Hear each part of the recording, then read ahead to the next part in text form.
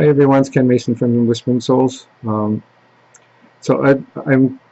decided today to make this little comments about training that people are attending today and the seemingly growing industry where people are going out. They want to be spiritualists, they want to help people, they want to do a lot of become Reiki or psychics, or they want to jump out and be able to help people. And I guess the term now has become light workers, or just going out and helping people.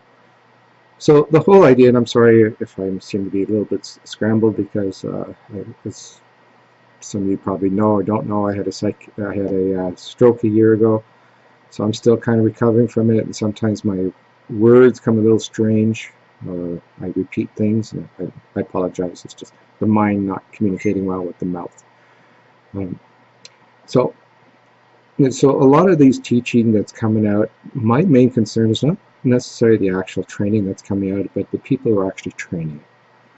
I've been doing this for 25 years. I train people, but I don't train people in large groups. And the reason why you should never attend a large group is because if you walk into a group of 10 people, then the teacher's got to separate the time that you're in there, which is for 4 hours, 5 hours, 8 hours, between those 10 people. So if you separate the 10 people out of the 8 hours, then you may only get possibly 20 minutes of the entire day dedicated to you from the teacher. So you may spend $150 to $300 to really not get a lot of training. And to me, that's a real problem. I don't like that kind of concept. Because what that leads to is a teacher that comes in, they teach you what they want to teach you, and they don't, or are incapable of actually going ahead and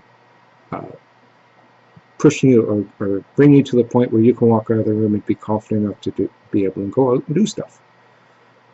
We see that a lot in the healing, where especially, and I'm not picking on Reiki, it's just a very obvious thing that's going on with Reiki, because Reiki is a wonderful thing, a lot of wonderful healers. But when it comes to the healing part, what we're seeing a lot, and even Reiki specialists are saying it, a lot of people going in, they spend $150, they take the first course, they go out, they hang a shingle, they start doing the healing for people for 3-4 weeks, then they decide they're going to train other people, because lo and behold, they're specialists in Reiki, and they go out teach other people. So they want to bring in 4 or 5 people, bring in that $800 per class, and they don't care if the people actually do any healing or not. And it's the same with in the mediumship and the psychic world, where you have people come in, and the anticipation is that you're going to be able to make them into an actual psychic, or actually into a real medium that's going to be able to bring in spirits and talk to spirits and help people with the big thing now, I guess, is with grieving, people passing, and be able to bring messages back to people from the people have passed. It's taken some people 10-15 years to learn this thing, and including me. And now we have a group of people who have been doing it for 4 or 5 years, and all of a sudden they can do it like magic and go out and teach people. So my point is that I'm not here to tell these people to stop. It's not something I can do. Some people do this just to make money, to feed their kids or whatever. That's great. What I'm kind of putting out on the table here, or place at your feet, is simply to think of, if you go out to see a teacher, make sure that they're qualified to do it. Make sure that they have done whatever that you're going out to go learn, that they've done it for 10-15 years, that they have the experience to teach you.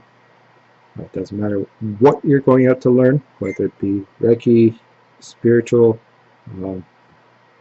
psychic, mediumship, whichever, it really doesn't matter. If you're going to take a course, research. Look at the person. Have they done it for a certain amount of years? Do they have, did you hear from them from word of mouth? Do they, the second part is to walk in and look at them and say, do you make me feel comfortable? Am I looking at you and you teach me and I'm not getting a good vibe? Then why are you there? Because that good vibe, that bad vibe is telling you, this teacher's not going to teach you anything, they're going to hurt you. So make sure that even before you go see them, check them out.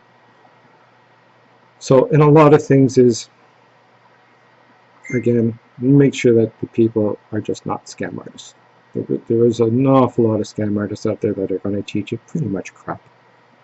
And I really hate to see you guys learn all this, go out, and all of a sudden you're not able to do it, even though the person says, hey, you're wonderful, and you're going to be able to do it, and become the world's greatest thing, and so on and so forth, and you just jump out without any teaching. Anyway, so that's all I really have to say about that topic. Protect yourself. Look out. Word of mouth. Protect yourself. Oh, sorry. The other thing I wanted to mention too is, there are things that you may be interested in doing, but you may not actually be very good at doing. To be blunt, I wanted to really become a healer. I wanted to go out in hospitals and heal people and do radio, do all kinds of stuff. And I took the course, and I came out, and when I walked out of the course, I said, you know what? It's not me. I don't like touching people. I don't like it. It doesn't feel right. It just, I just didn't want to do it.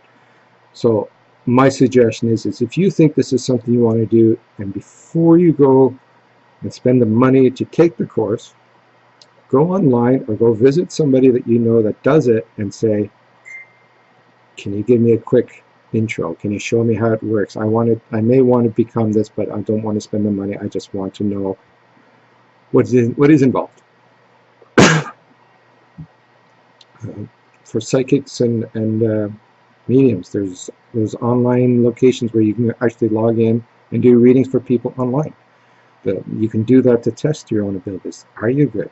Where are you in your spiritual development? Do it on complete strangers. I mean, it's nice to do it for friends and family, but can you actually do it with somebody you don't know? Same as healing. Again, the problem I have right now with new people healing is that, it seems the thought with people who do healers is that, I'm going to do this work on you. The person stands up, says, I don't feel anything, and then the healer will say, well, it will work for you soon. Don't worry about it. Just come back and we'll keep doing it, and you'll start to feel it. In other words, if there's no validation, why are you going to them? Simple as that. It's the same with teachers, the same as whatever you're doing.